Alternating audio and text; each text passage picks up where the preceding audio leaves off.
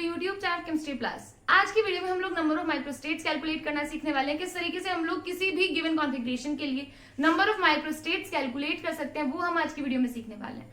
तो सबसे पहले हमारे पास माइक्रोस्टेट्स होता क्या है, तो हम क्या बोलते हैं कि number of possible combinations for a given configuration is called number of microstates.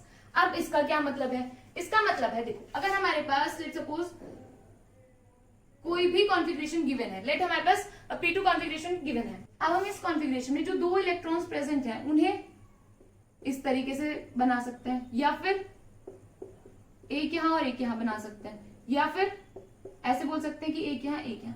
तो इस लाइन का मतलब यही है कि हमारे पास कोई भी गिवन कॉन्फ़िगरेशन में जो इलेक्ट्रॉन्स प्रेजेंट है वो किन किन मैनर्स में अरेंज हो सकते हैं, उसी के नंबर को, यानी कि टोटल नंबर को हम लोग क्या बोलते हैं, टोटल नंबर ऑफ अरेंजमेंट्स को हम लोग क्या बोलते हैं, नंबर ऑफ माइक्रोस्टेट्स।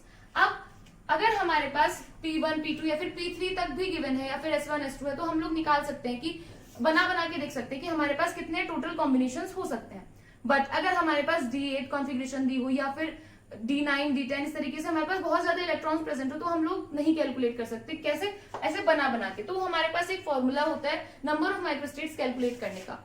सबसे जरूरी बात, अगर आपसे एग्जामिनर बोले कि हमें नंबर ऑफ माइक्रोस्टेट्स कैलकुलेट करके दो, तो आप लोगों को वही फॉर्मूला यूज करना है। लेकिन अगर हमसे बोला जाए कि हमें डीजेनरेसी बता दो, यानी कि कोई भी कॉन्फ़िगरेशन दी जाए और बोला जाए कि हमें डीजेनरेसी बता दो, तो भी आपको सेम फॉर्मूला लगाना है। यानी कि हमारे पास माइक्रोस्टेट्स बोले या फिर बोले डीजेनरेसी,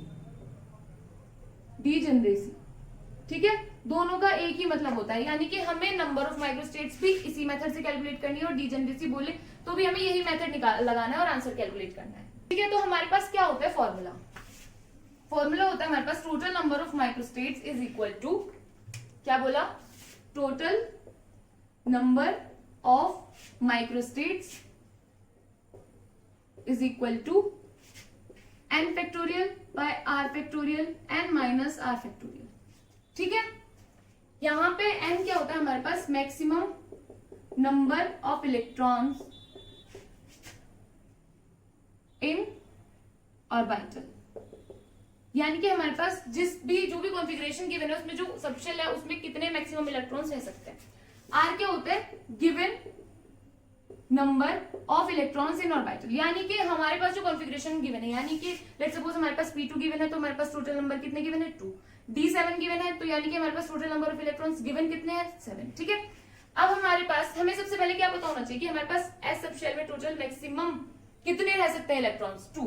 P में मैक्सिमम हमारे पास 6, D में मैक्सिमम 10 और F में मैक्सिमम 14 इलेक्ट्रॉन्स रह सकते हैं। ठीक है, क्योंकि अगर हमें यही नहीं पता होगा तो हमारे पास n की वैल्यू होगी ही नहीं, तो हम कहां से ही आगे कैलकुलेट करेंगे। अब देखो, सिंगल के लिए हम लोगों ने पहले से ही सीख लिया है कि हमें किस तरीके से नंबर ऑफ माइक्रोस्टेट्स कैलकुलेट करनी है। यानी कि अगर हमारे पास P1 कॉन्फ़िगरेशन गिवन है, या फिर P2 कॉन्फ़िगरेशन गिवन है, D7 गिवन है, D8 गिवन है, या फिर F2 गिवन है, हम लोग इनमें इजीली निकाल सकते हैं नंबर ऑफ माइक्रोस्टेट्स।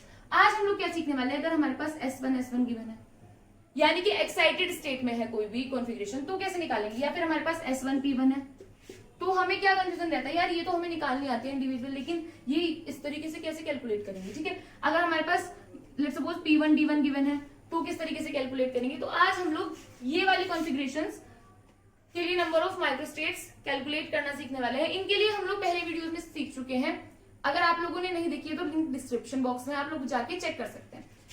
अब हम इन वाली कॉन्फ़िगरेशंस के लिए जो एक्साइटेड स्टेट में होती है मोस्टली, उनके लिए कैलकुलेट करना सीखेंगे कि किस तरीके से हम लोग नंबर ऑफ माइक्रोस्टेट्स कैलकुलेट करते हैं।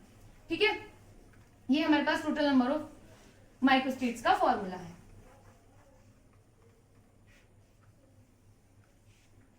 तो लेट्स सपोज हमें P1 D1 के लिए कैलकुलेट करनी है, तो आप क्या करेंगे, आप इस P1 के लिए कैलकुलेट करेंगे टोटल नंबर ऑफ माइक्रोस्टेट्स। ठीक है, फिर उसके बाद D1 है, तो हम क्या करेंगे, D1 के लिए total number of microstates calculate करेंगे।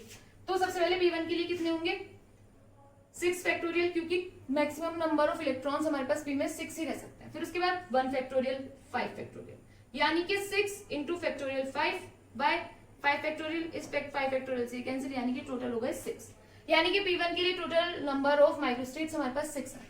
उसके बाद D1 के लिए क्या लिखेंगे, 10 factorial by 1 factorial into 9 factorial, यानी कि 10 into 9 factorial by 1 into 9 factorial.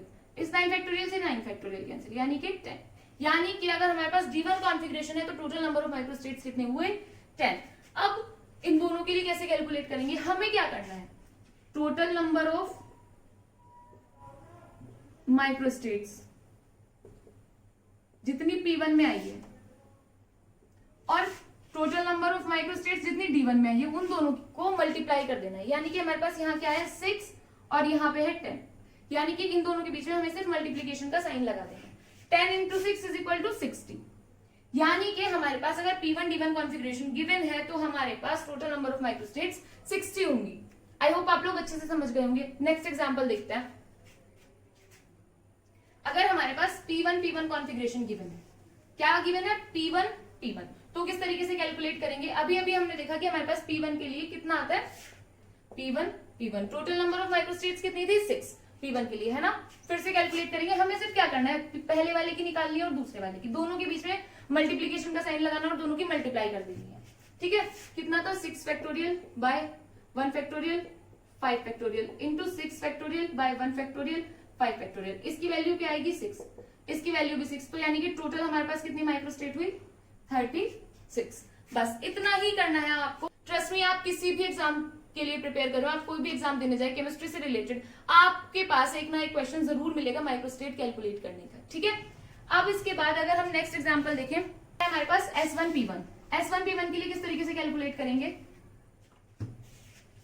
S1P1 तो क्या करना है आपको, S में मैक्सिमम कितने इलेक्ट्रॉन्स रह सकते हैं 2, यानी कि N की वैल्यू है हमारे पास 2। उसके बाद R की वैल्यू है 1, यहां से देखेंगे हम R की वैल्यू। ठीक है, फिर इसके बाद 2 - 1 यानी कि 1, यानी कि हमारे पास टोटल आंसर आया 2। अब इसके बाद P1 के लिए कैलकुलेट करेंगे, टोटल हम इसे S1P1 के लिए कैलकुलेट करें। अगर हम P1 के लिए कैलकुलेट करेंगे तो हमें पता है 6 आएगी। S1P1 के लिए टोटल कितनी हो गई 2 × 6, यानी कि टोटल हो गई 12।